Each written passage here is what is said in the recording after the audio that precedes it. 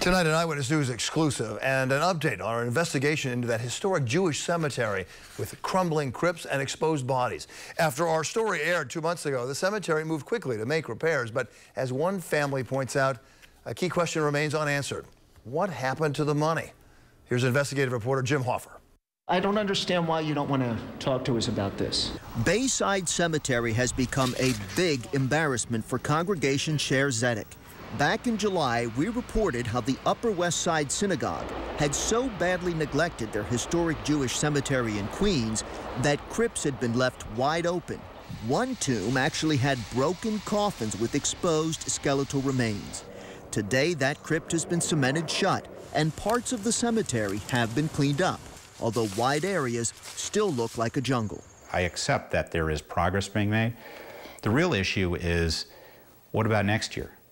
And the year after, and 20 years from now. John Lucker's grandparents are among 35,000 people buried at Bayside, many of them prominent New Yorkers, Civil War veterans, a Titanic victim.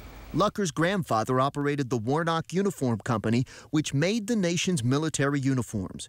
John is suing the synagogue for failing to honor perpetual care contracts, money paid for by his grandparents and thousands of others to maintain the cemetery forever. It should be between $5 and $10 million. Between $5 and $10 million? Correct. Where is it? I don't know. He showed us hundreds of contracts to back up his claim. One family paid $4,400, another more than $3,000. Contract after contract, tens of thousands of dollars, some paid as recently as just a few years ago.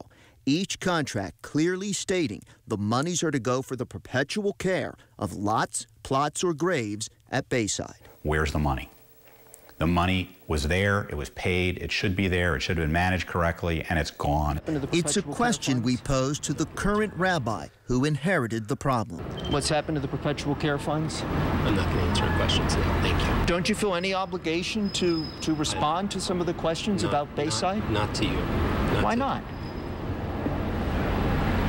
I mean, there are certainly families there that would like some answers as well. They have loved ones there. They would like to have some answers. What happened to the perpetual care funds, Rabbi?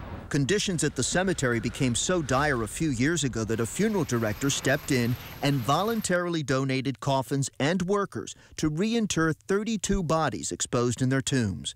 Afterwards, Leslie Francisco went to then Attorney General Andrew Cuomo to report what she saw. The reason that there are no funds now available is because the perpetual care fund has been raided by the temple. Congregation Sher Zedek is currently using charitable donations to clean up the cemetery, something that it hopes to have completed sometime this fall. But some of the family members say that the betrayal of the dead will continue until the synagogue fully restores the perpetual care funds. On the Upper West Side, Jim Hoffer, Channel 7, Eyewitness News.